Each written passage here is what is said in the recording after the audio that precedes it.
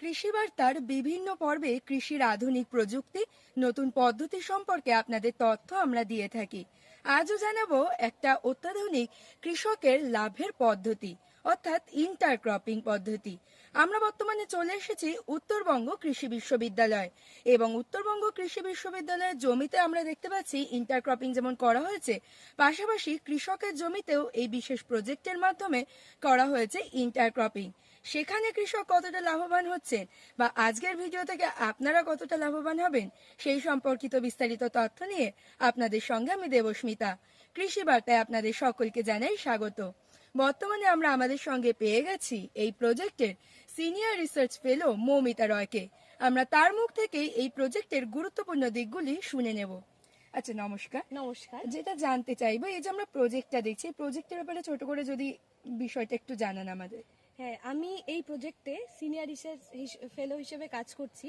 এটা Australian centre for international agricultural research funded একটা project. এই প্রজেক্টের মেইন অবজেক্টিভ হলো ইন্টারক্রপিং সিস্টেমকে এনকারেজ করা। আর আমাদের এখানে সুবিধার্থে অ্যাডিটিভ ইন্টারক্রপিং করা হয়েছে। কেন অ্যাডিটিভ? কারণ এই অ্যাডিটিভ ইন্টারক্রপিং সিস্টেমে আমরা ভুট্টার পরিমাণ সেম রাখবো। অর্থাৎ একজন চাষি নিজের জমিতে 1 হেক্টরে বলুন বা 1 বিঘাতে বলুন যে পরিমাণ ভুট্টা চাষ করতেন, তিনি সেম পরিমাণ ভুট্টা চাষ করে তার পাশাপাশি ভুট্টার জমিতেই ভুট্টা ফলনের আগেই তিনি ইন্টারক্রপ অথবা বিভিন্ন সবজি যেগুলো নিয়ে সেগুলো ইন্টারক্রপ হিসেবে চাষ করে বিভিন্ন দিক থেকে লাভবান হতে পারেন। আচ্ছা, আমরা তো এখানে ভুট্টার পাশাপাশি আরো অনেক ক্রপ দেখতে পাচ্ছি। মূলত এখানে কি কি করা হয়েছে এবং কৃষকরা কি কি ক্রপ বেছে নিতে পারে? আমরা এখানে উত্তরবঙ্গ কৃষি বিশ্ববিদ্যালয়ে ভুট্টার সঙ্গে ইন্টারক্রপ হিসেবে লেগিউম অর্থাৎ গার্ডেন পি বা মটরশুঁটি নিয়েছি।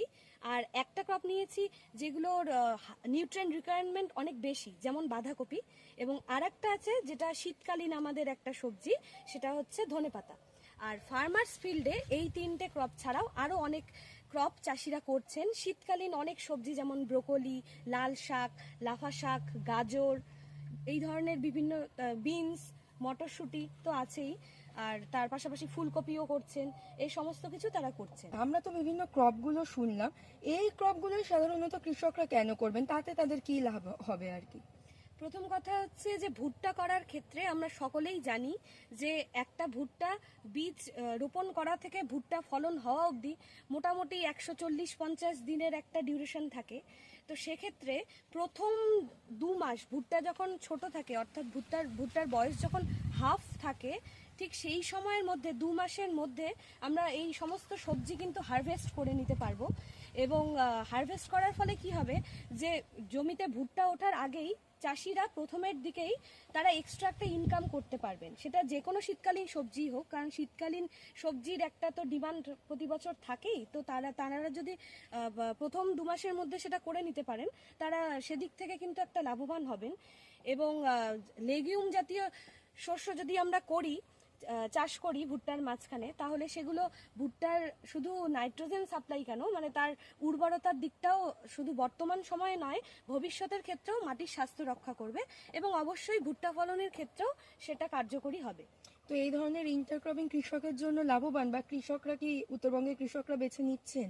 হ্যাঁ, অবশ্যই লাভবান। এবং আমরা তাদের জন্য একটা ট্রায়াল রেখেছি, অপরচুনিটি ট্রায়াল, যেখানে তারা তাদের ইচ্ছে মতো যে কোনো শীতকালীন সবজি নিতে পারেন, যেগুলো শর্ট ডিউরেশন সবজি।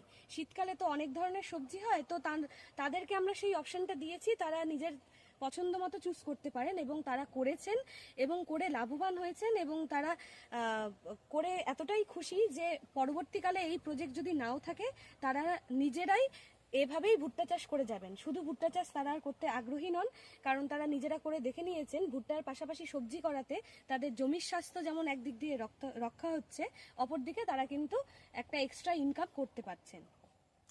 আমরা কিন্তু শুনে নিলাম যে ভুট্টা চাষের পাশাপাশি ভুট্টার জমিতে বিভিন্ন ধরনের সবজি যদি চাষ করা যায়, তবে একদিকে যেমন জমির স্বাস্থ্য বজায় থাকে, অন্যদিকে কৃষকের এক্সট্রা ইনকাম হয়। তাই আপনারা যারা শুধুমাত্র ভুট্টা চাষ করছেন, তারা অবশ্যই কিন্তু সঠিকভাবে পরামর্শ নিয়ে নিজেদের জমিতে এই ধরনের সবজি চাষ করতে পারেন। এবং সঠিক পরামর্শ পেতে অবশ্যই কৃষি বিশ্ববিদ্যালয়, কৃষি বিজ্ঞান কেন্দ্র, কৃষি দপ্তর এবং উদ্যান পালন দপ্তরে যোগাযোগ করলে সঠিকভাবে এগিয়ে আসলে আপনারাও লাভবান হবেন বলে আমরা আশা রাখছি। এরকম আরো নতুন নতুন তথ্য জানতে অবশ্যই ফেসবুকে কৃষি বার্তা পেজটিকে ফলো করে রাখুন এবং ইউটিউবে কৃষি বার্তা চ্যানেলটিকে সাবস্ক্রাইব করে বেল আইকনটি প্রেস করে রাখুন, যাতে সবার প্রথমে নোটিফিকেশনটি আপনার কাছেই পৌঁছে যায়। নমস্কার।